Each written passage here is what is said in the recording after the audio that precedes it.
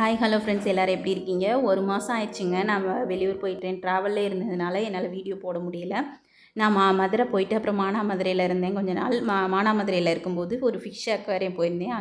அங்கே மீன் வாங்க போன இடத்துல அந்த அக்வேரியத்தில் எடுத்த ஃபோட்டோஸ் தான், வீடியோஸ் தான் உங்களுக்கு ஷேர் பண்ணுறேன். இது வந்து வாஸ்து மீன் சொன்னாங்க. எல்லா ஃபிஷ்ஷும் சூப்பராக இருந்துச்சுங்க. யாருக்கெல்லாம் மீன் வளர்க்கணுன்னு ஆசை இருக்குதுன்னு சொல்லி மறக்காமல் கமெண்ட் பண்ணுங்கள். அப்படியே வளர்க்குறவங்களா இருந்தால் என்ன மீன் வளர்க்குறீங்கன்னு சொல்லி அதையும் மறக்காமல் கமெண்ட் பண்ணுங்கள். இது பேர் என்னன்னு தெரியலங்க. உங்களுக்கு யாருக்காவது தெரிஞ்சதுன்னா இதோட பேரை சொல்லுங்கள். இது கொண்டையோடு இருக்குங்க. எனக்கு பார்க்க காமெடியாக இருந்துச்சு. எங்கள் பாப்பாவுக்காக தான் நான் மீன் வாங்க போனோம்.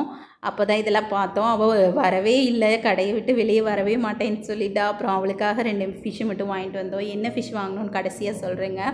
உங்களில் யாருக்கெல்லாம் மீன் வளர்க்க ஆசையாக இருக்குது, என்ன ஃபிஷ் வளர்க்குறீங்கன்றதையும் மறக்காமல் கமெண்ட் பண்ணுங்கள். இது என்ன ஃபிஷ்ஷுன்னு தெரியலைங்க. உங்களுக்கு தெரிஞ்சால் கமெண்ட் பண்ணுங்கள். இது வந்து இதிலே வந்து பிங்க் கலர்லாம் ரெட் கலர் மாதிரிலாம் இருந்ததுங்க. அப்புறம் வந்து நிறைய வந்து ஃபிஷ் எப்படி வளர்க்கணுன்றது நமக்கு தெரியாது, நாலேஜ் இல்லைன்றனால அதை நான் வாங்க யோசித்தேன். அப்புறம் அவங்களே சொன்னாங்க, ட்ராவல் பண்ணுறதுக்கு ஏற்ற மாதிரி நான் உங்களுக்கு ஃபிஷ் ரெடி பண்ணி தரேன்.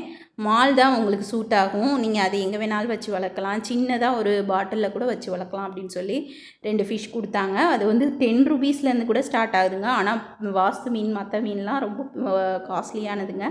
நம்ம வீட்டில் வளர்க்குறதுக்கு சின்ன சின்ன ஃபிஷ் எல்லாம் வந்து 10 ரூபீஸ்லேருந்தே ஸ்டார்ட் ஆகுதுன்னு சொல்லி அப்புறம் அதை கொடுத்தாங்கங்க. அதையும் நாங்கள் வாங்கிட்டோம். அப்புறம் இதில் வந்து நிறைய கலர்ஸ்லாம் இருந்தது, கலர் ஃபிஷ் எல்லாம் இருந்தது. இந்த மோட்டர்லாம் ரொம்ப காஸ்ட் கம்மி தாங்க, 150லேருந்தே இருக்குங்க. அப்புறம் வந்து இதுக்கு ஃபுட்டு வந்து அளவாக போடணுமாங்க, அதிகமாக போட்டால் செத்து போயிடுமா.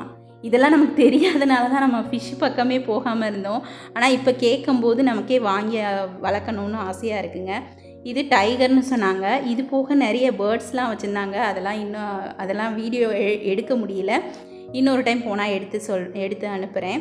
இது பேர் டைகர்னு சொன்னாங்க. இது நல்ல லைஃபாக நிறைய நாள் நல்லா உயிரோடு இருக்கும் அப்படின்னு சொன்னாங்க. இதுவும் நிறைய பேர் வளர்க்குறாங்கன்னு சொன்னாங்க.